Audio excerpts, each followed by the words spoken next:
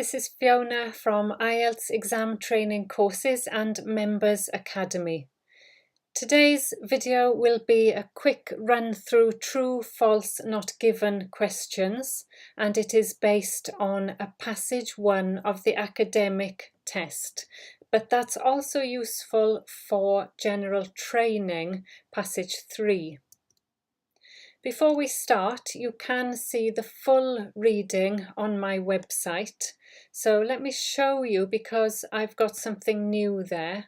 So when you go to my website, here is the full reading. But also, can you see by the side here, you've got tags. So if you find true, false, not given difficult, you can look at the tags or any of the things that you find difficult, and then you can click there. And that will bring you lots of other readings that have true, false, not given questions. So you can find the practice really easily in that way, using this new feature that I've added, which tells you which readings you can look at to practice the things that you find most difficult. So let's go back to the reading. We know that if it's true, then the information is the same. You will find synonyms. If it's false, you will find opposite information, but you have to find the opposite information, or antonym, the opposite of a synonym. If it is not given, of course there is no information about it, but the topic or the sentence might be mentioned. I will talk more about this in the video. This is a passage 1, which means it is often, not always, but often chronological. It means it goes in order of time. Use this to help you.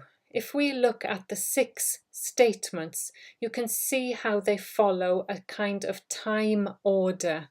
So you've got the thing about the Nobel Prizes that they won. This comes in the general background and introduction. Then it talks about her childhood. Then she goes to the University of Sorbonne. Then she has children. Then she takes over her husband's position.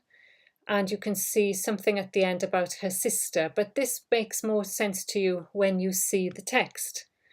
Don't worry about this long text. I don't want you to read it, but if you want to, you can pause.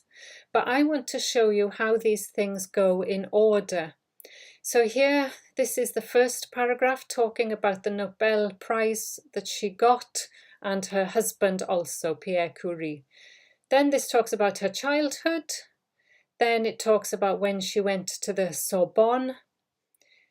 Goes down a bit, skips that bit, talks about her 2 daughters, but you can use the capital letters to find that.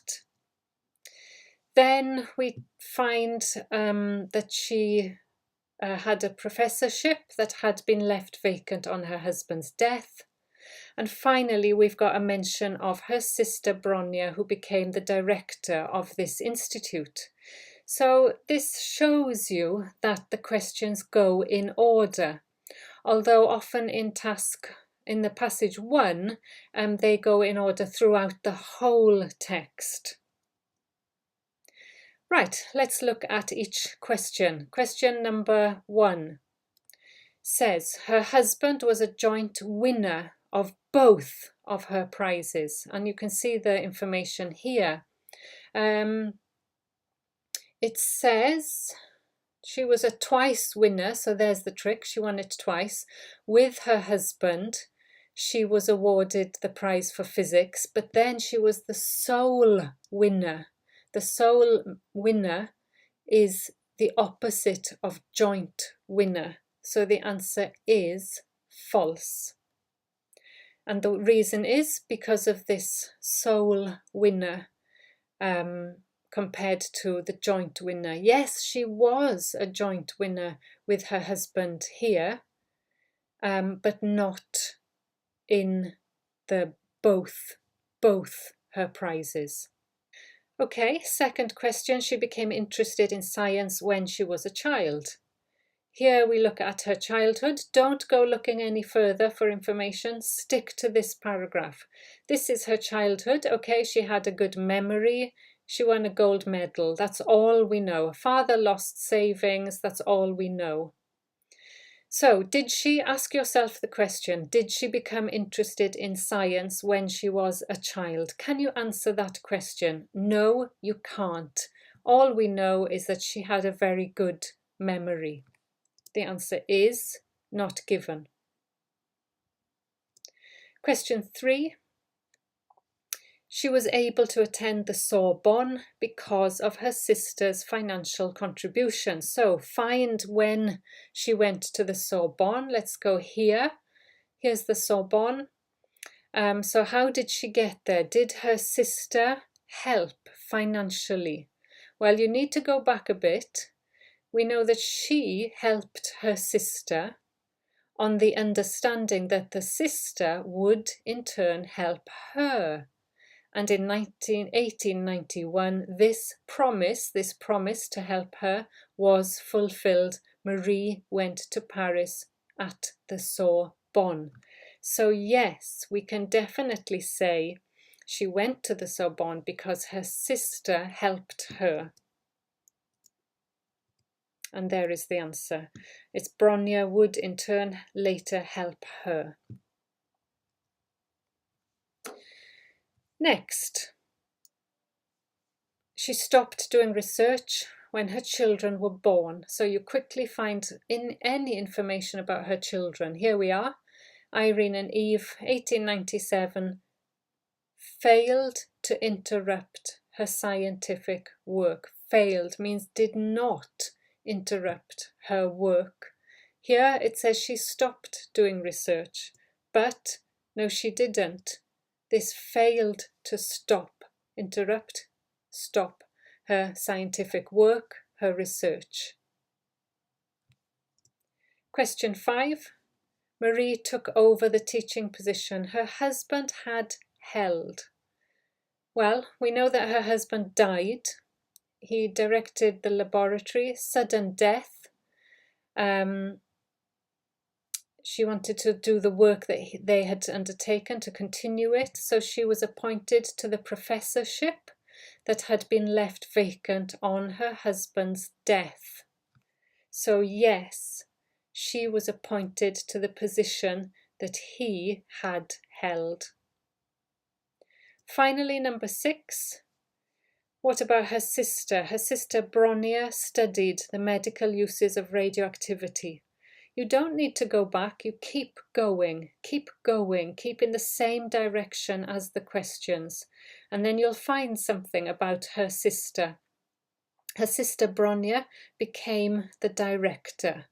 Okay, so she became the director of the Radium Institute. Can we answer this question? Marie's sister studied the medical uses of radioactivity. She worked at the Radium Institute.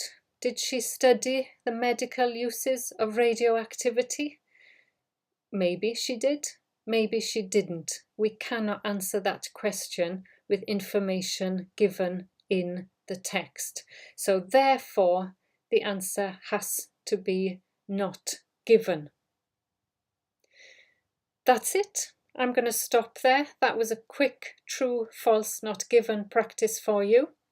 If it made sense to you, please give me a like, because the more likes and comments that you give me, then the more YouTube shares my videos and more people can benefit from it. Next video, we're looking at the second half of this Marie Curie true, false, not given session, and please do come and subscribe to my website, to YouTube. Like my videos, and if you want any more information, you can find lots more on my website. There it is. Latest lessons are here. You can find all practice activities there, and of course now you can use this tag system to find things quickly.